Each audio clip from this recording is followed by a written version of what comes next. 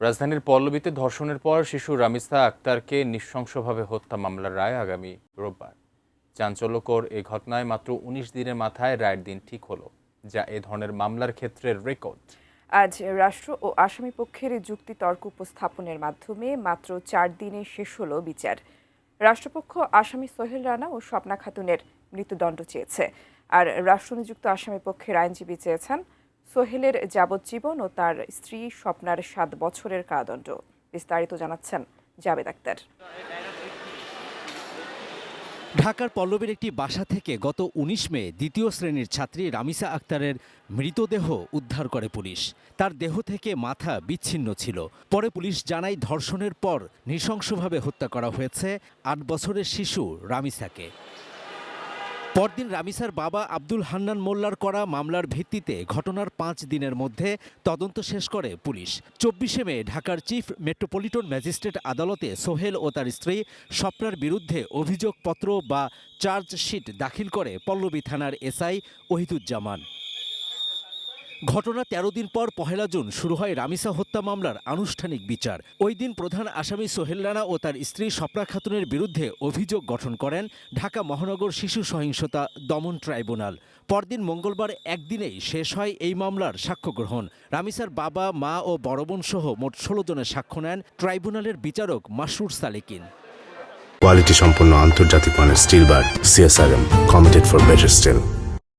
বুধবার ফৌজদারি কার্যবিধির ৩৪২ ধারায় আসামিদের আত্মপক্ষ সমর্থনের কার্যক্রম শেষ হয়।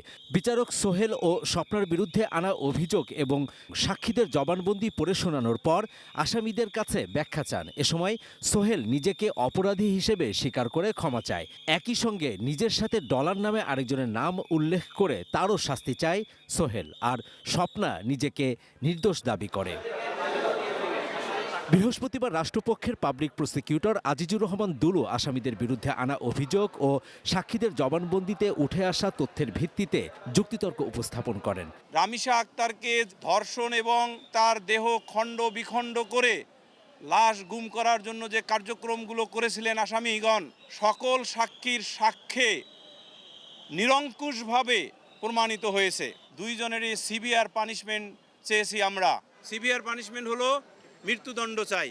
জবানবন্দিতে আসামি সোহেল রানা ডলার নামে কারো কথা উল্লেখ করেনি, তাই এ নিয়ে পরবর্তীতে কোনো জটিলতা হবে না বলেও জানান রাষ্ট্রপক্ষের এই আইনজীবী। কনফেশনে ডলার নামক শব্দটি উচ্চারণ করেননি। এগুলো আদালতে বিবেচনার বিষয় নয়। আর রাষ্ট্রনিযুক্ত আসামি পক্ষের আইনজীবী মুসা কলিমুল্লাহ যুক্তিতর্ক উপস্থাপনের সময় বলেন, আসামি সোহেল তার জবানবন্দিতে বলেছেন তিনি নেশা করেন, তাই তার জবানবন্দির পরিপ্রেক্ষিতে শাস্তি দেওয়া ঠিক নয়।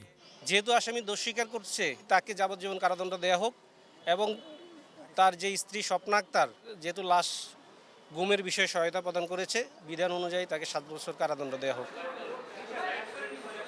রামিসা হত্যার ঘটনার মাত্র ৫ দিনের মধ্যে অভিযোগপত্র জমা দেয় পুলিশ, আর ৪ দিনে শেষ হলো এই মামলার বিচার কাজ। রোববার যে রায় হবে, সেই রায়ে রাষ্ট্রপক্ষের আইনজীবী সোহেল রানা ও স্বপ্নার সর্বোচ্চ শাস্তি মৃত্যুদণ্ড চেয়েছে।